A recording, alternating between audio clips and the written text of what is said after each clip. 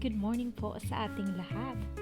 For today's video, we'll be making strawberry panna cotta, a traditional dessert in northern Italy, and it's super good and easy to make. Here are the following ingredients.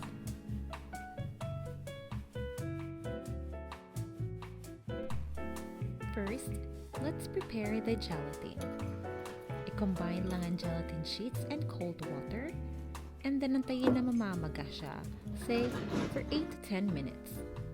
And while waiting, lagay na natin ang whipping cream, milk, at saka sugar sa saucepan natin.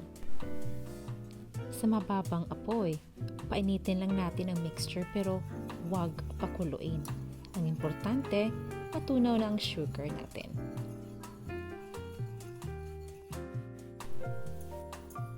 Next, tanggalin sa apoy or stove and add vanilla extract. Antay tayo ng 5 minutes bago natin ilagay ang gelatin. At pag okay na, saka natin ilalagay ang gelatin. And then i-mix ulit until ang gelatin nahalo na sa mixture. Now, prepare na natin ang lagayan ng ating serving glasses. I used a hand towel na rin para hindi na mag-slide ang glasses kahit nakatagilid sila.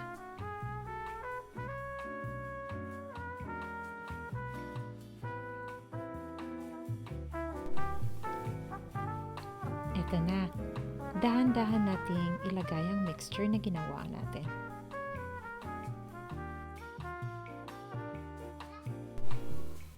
And then, ilagay sa refrigerator for 5 hours. Pero mas maganda if overnight siya. Now, let's prepare the strawberry syrup. I-chop lang natin ang strawberries into cubes.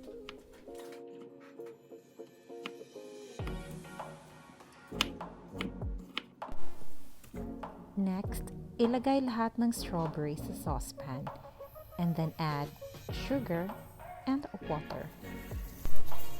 Sa mababang apoy, i-mix lang natin hanggang sa matunaw yung sugar. Pero tandaan, huwag pakuluin. At kapag natunaw na yung sugar, continue to whisk or pwede din natin i-blend.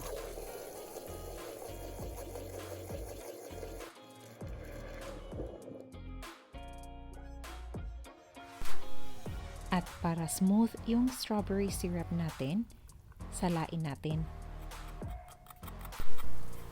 And then ilagay natin sa refrigerator until we're ready to serve.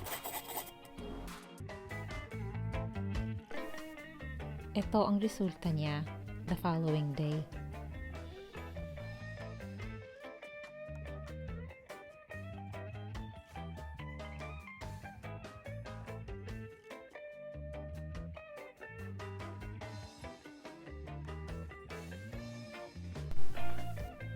And since I have extra mixture, inalagay ko na rin sa regular glass.